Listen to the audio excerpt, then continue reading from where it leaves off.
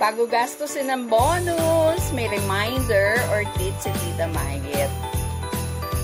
Bonus na naman. Bonus season na naman. November. Ang dami nang magbobonus. Ang mga employees, ang saya-saya, diba?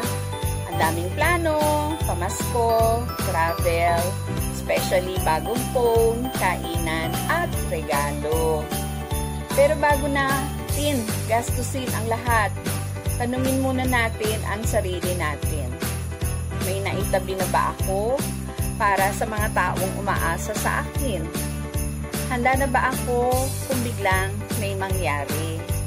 Paano na sila kung biglang may mangyari sa akin?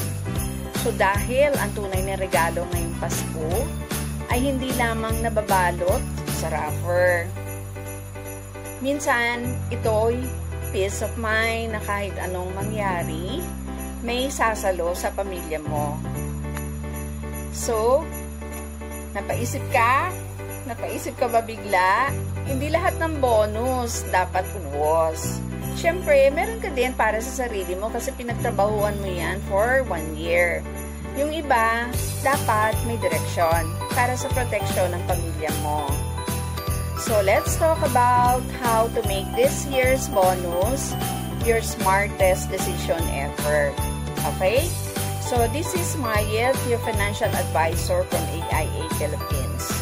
Comment ka lang help below para ma-guide kita all the way or you can send me a message. And, abang ka ulit sa mga susunod kong tips. Thank you for watching and God bless.